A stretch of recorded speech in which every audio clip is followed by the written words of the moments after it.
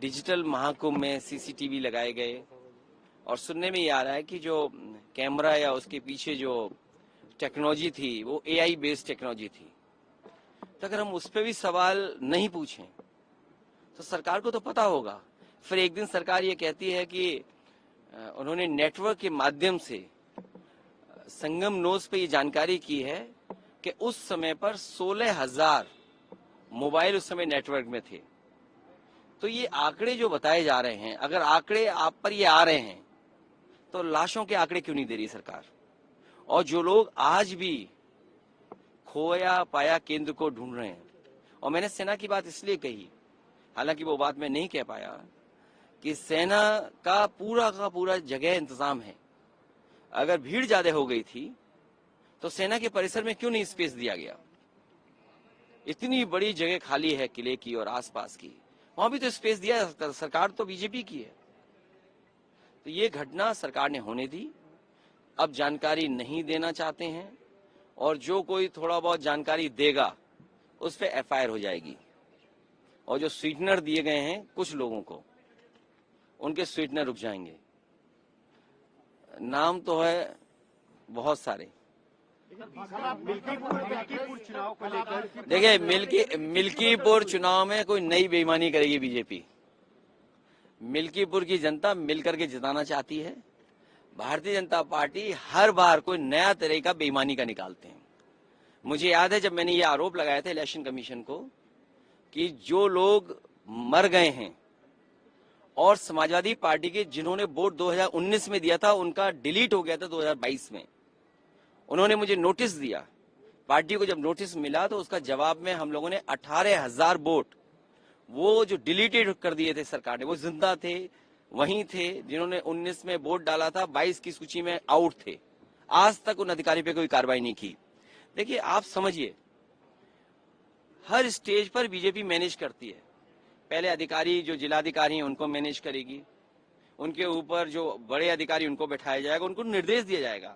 फिर आपका शिक्षा विभाग है, शिक्षा विभाग में ऑर्डर एक साथ नहीं निकला है। और मैं तो आपसे कहूंगा सब सच्चे चैनल हैं यहाँ पर, ये सब सच्चाई दिखाते हैं।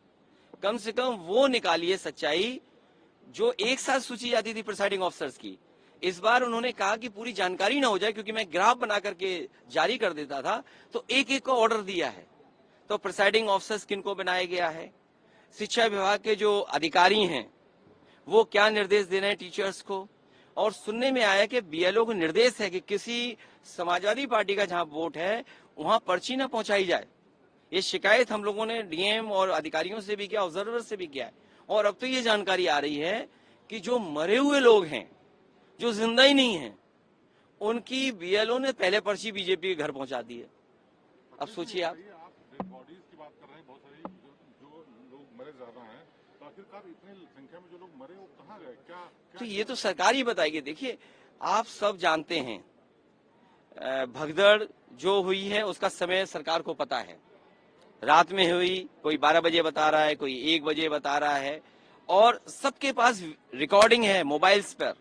कई चैनलों ने चलाई है जहां पर एम्बुलेंस आ रही है, जा रही है। और सोचिए, घटना अगर 1 बजे हुई है और एम्बुलेंस 11 बजे तक ले जाती रही लोगों को, तो आप गिनती कर लीजिए कि कितने लोगों की जान गई है। और ये तो एक जगह की है, ये संगम नोज की बात है। झोसी में जो हुआ है, लोग उस रात, अगला दिन और शाम तक खड़े रहे। कुछ बैठ पाए, बैठे रहे, रात भर खड़े रहे, सब सड़कें जाम थी।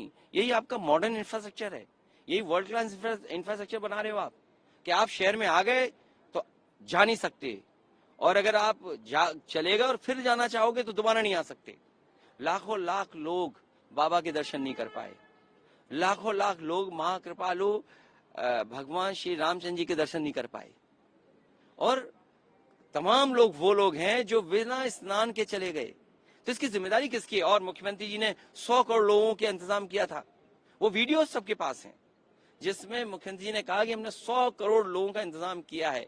अगर 100 करोड़ का इतना इंतजाम था और आपने संगम नोज पे केवल 16,000 मोबाइल आइडेंटिफाई कर पाए नेटवर्क से, तो आपके डिजिटल कुंभ कैसा है, जहां सीसीटीवी थी, ड्रोन्स थे, आपने ड्रोन शो किया था। आप तो कह रहे थे कि हर चीज को हम मैप कर लेंगे। हम सेक्टर पे मैपिंग करेंगे, हम मोबाइल से और इन सबसे चीजों से नेटवर्क जाने का नहीं। अब कह रहे हैं साजिश और षड्यंत्र है। जैसे अधिकारी जो साजिश और षड्यंत्र कान में बोल रहे हैं, इनको टर्मिनेट कर देना चाहिए भारत सरकार को। अपने वो पुष्प वर्षा की अब वो तो कुछ बापे कुछ रख लें, फूल और भी। सर, प्रधानमंत्री कल जा रहे हैं महाकुंभ दर्शन डुबकी लगाने, इसको लेकर क्या? मुझे नहीं पता कौन डुबकी लगाने जा रहा है, ये तो व्यक्तिगत होता है, आस्था का सवाल है। ये कोई दिखावे का थोड़ी है, ये आस्था का सवाल है। आप स्नान नहीं कर पाए होंगे तो मैं आरोप नहीं लगा सकता ना आप पे। पीएम को चाहिए क्या कि योगी को ताकीद करें कि राजधर्म का पालन करें महाकुंभ को लेकर? अब राजधर्म का पालन कौन करेगा, अब हम और आप सब लोग देखेंगे। बहुत धन्यवाद आप सबका। आप लोग भी सच्ची खबरें दिखाएं। आज तक वाले अभी तक नहीं बता पाए गिनती, और नाम है आज तक।